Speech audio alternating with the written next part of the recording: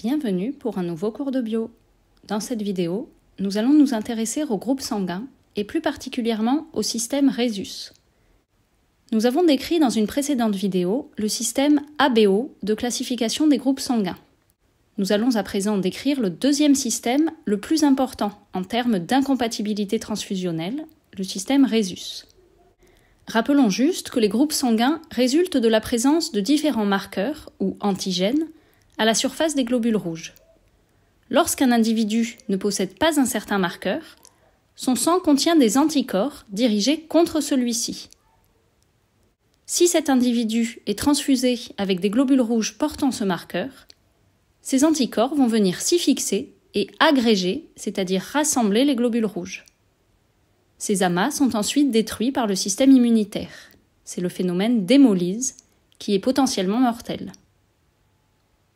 Les macaques Rhesus sont des singes couramment utilisés comme modèles de laboratoire. C'est justement suite à des expériences sur ces animaux que les marqueurs Rhesus ont été découverts et ont donc été appelés ainsi. Le système Rhesus, noté RH, est constitué par une cinquantaine d'antigènes, de marqueurs, mais seuls quelques-uns sont d'importance clinique pour les transfusions. Nous allons ici nous concentrer sur le premier d'entre eux, l'antigène grand D. Lorsqu'on dit d'un individu qu'il est Rhesus positif, on parle en fait de cet antigène-là. Cela signifie que les globules rouges de cet individu présentent le marqueur D à leur surface.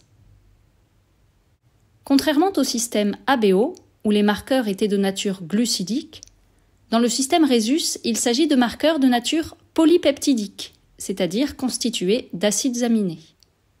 Le marqueur Rhesus, grand D, est le produit de l'expression du gène RHD, localisé sur le chromosome 1. Cette protéine est exprimée chez 85% des individus au niveau mondial et en même proportion en France. La majorité de la population est donc Rhesus positive, noté D+. Chez les autres, cette protéine est absente. Ce sont les individus dits Rhesus négatifs, notés D-. La génétique du système Rhesus est complexe. Nous évoquerons ici uniquement le cas de la délétion du gène RHD, c'est-à-dire d'une absence totale de celui-ci. Cette délétion est la cause majoritaire du phénotype Rhesus négatif chez les individus d'origine européenne. En l'absence du gène RHD, le marqueur grand D ne peut être synthétisé. Nous possédons tous deux chromosomes 1, l'un hérité de notre père et l'autre hérité de notre mère.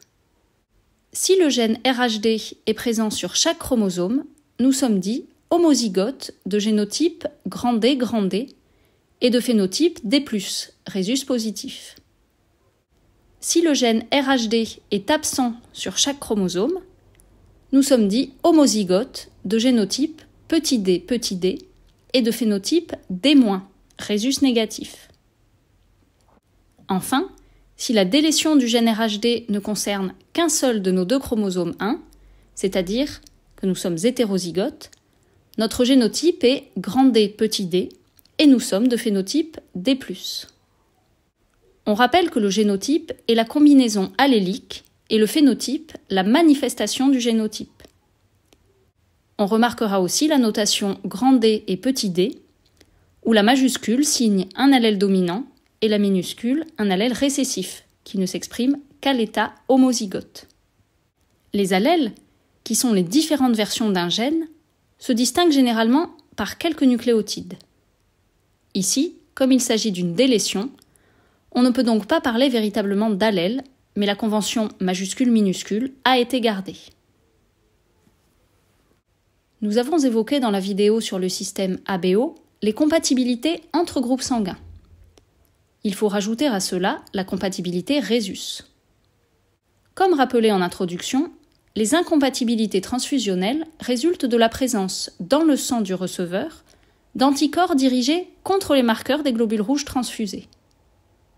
Dans le cas des marqueurs A et B, ces anticorps commencent à être produits très tôt après la naissance, car ces antigènes ne sont pas uniquement présents sur les globules rouges. Ils sont en effet également portés par des bactéries de notre environnement, et nous sommes donc en contact avec ces marqueurs très précocement. Dans le cas du marqueur grand D, qui lui est en revanche spécifique des globules rouges, les anticorps anti-grand D ne sont produits par un individu rhésus négatif qu'après un premier contact avec des globules rouges porteurs du marqueur grand D. Par exemple, suite à une première transfusion avec du sang d'un donneur rhésus positif. Une fois les anticorps anti-grand D produits, l'individu rhésus négatif ne peut plus jamais recevoir de globules rouges prélevés chez un individu rhésus positif.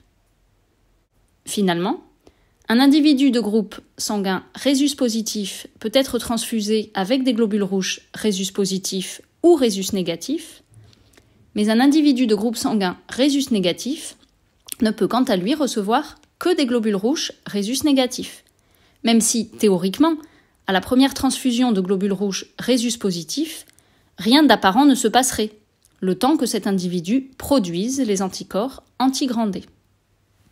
Dans la pratique, quand on ne connaît pas le groupe sanguin du patient et qu'on est dans une situation d'urgence où l'on n'a pas le temps de le déterminer, on transfusera donc systématiquement du sang rhésus négatif et du sang O, comme nous l'avions vu dans la vidéo sur le système ABO. Par contre, avant une opération programmée ou en prévision d'un accouchement, on procédera à la détermination du groupe sanguin de l'individu. Comme dit précédemment, la grande majorité de la population mondiale est rhésus positif.